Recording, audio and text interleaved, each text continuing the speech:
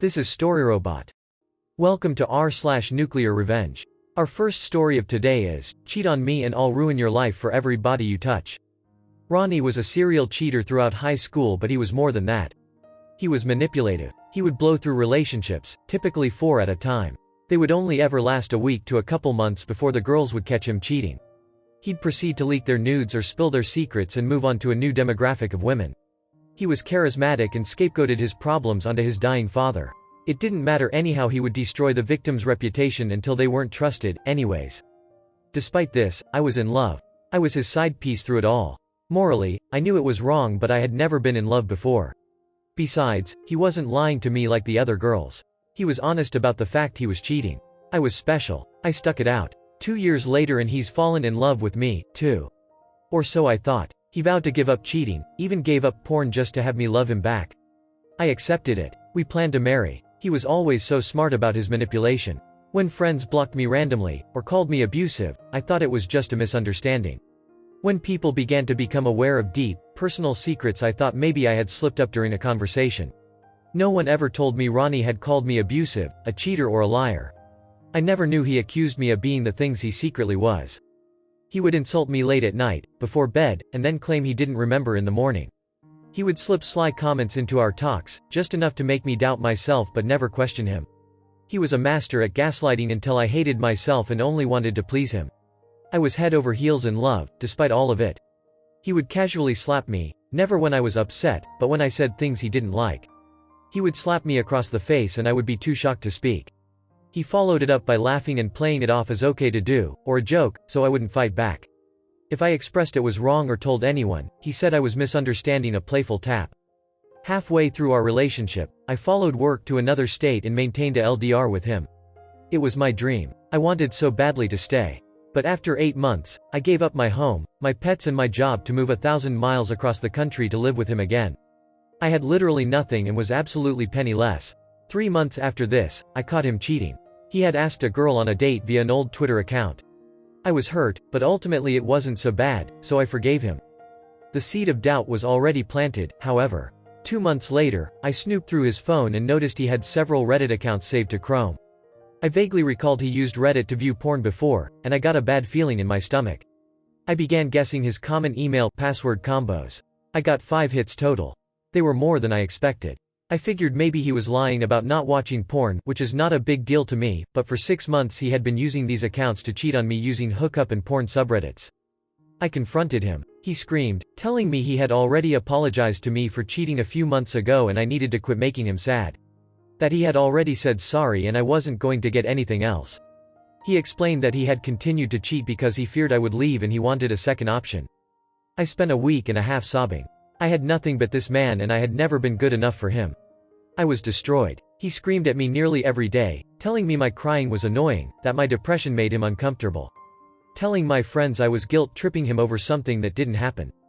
Finally I snapped. I had wasted all of my high school and early adult years with a man who did nothing but walk on me. I went back to Reddit and counted every person he had flirted with or exchanged messages with. I began to voice record every conversation. Screenshot every text. Next, I downloaded Tinder and Bumble. For every girl he cheated on me with, I beeped a guy behind his back.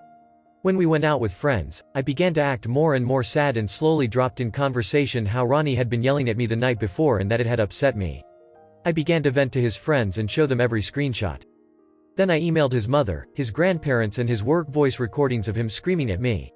I asked his boss if his company supported domestic violence. I cried to his mother and she held me as I vented my frustrations, explaining how she had been cheated on by Ronnie, his father. Ronnie began to scapegoat again.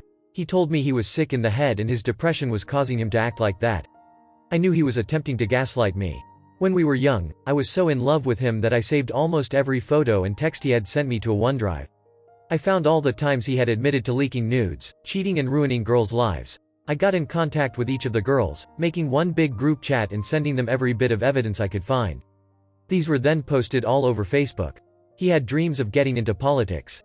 I joined every political group in our area and pretended to be interested in joining. I befriended the members and casually dropped into conversation how Ronnie had cheated on me and verbally abused me and ruined other people's lives. They would inquire more. I would vent and show them the mountain of evidence I had collected. Ronnie was still unaware I had done it. He spent the night screaming and crying, about how no one liked him and he wasn't sure why. He had lost his job. His friends and family wouldn't speak to him, he was being publicly shamed on social media and his political group had ousted him. I finally dropped it onto him that I had done it and I was leaving.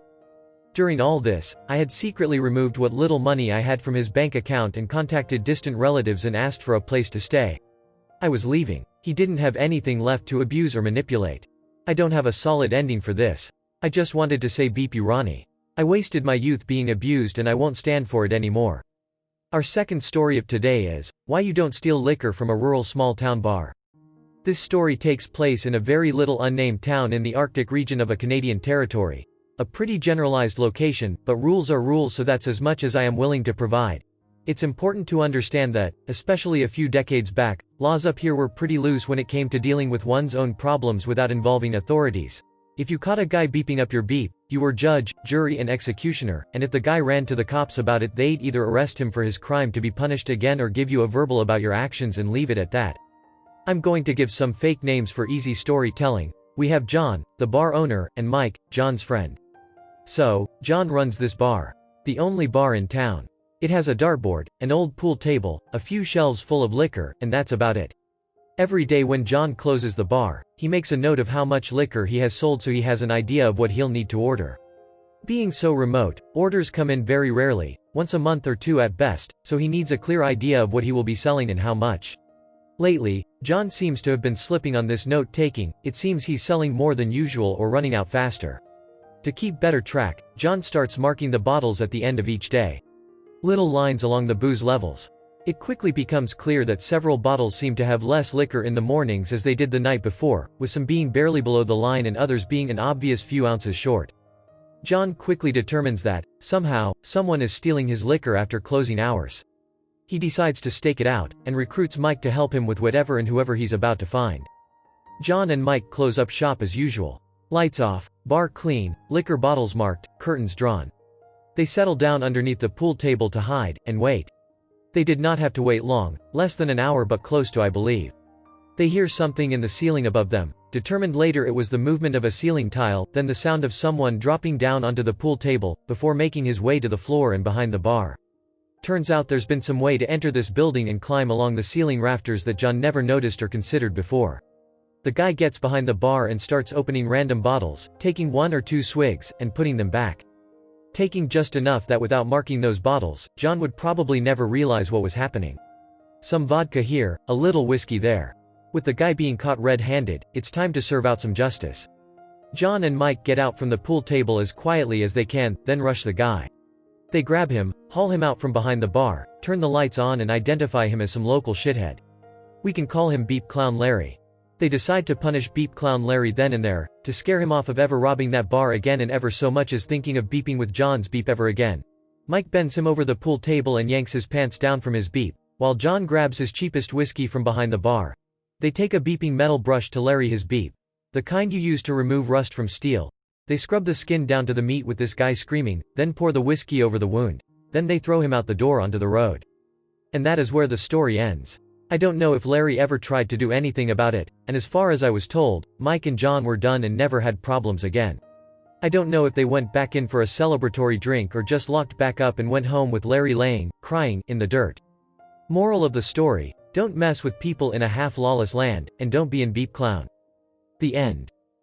Thank you for watching. Error. Problem detected. Not enough subscribers. Please subscribe, like and comment.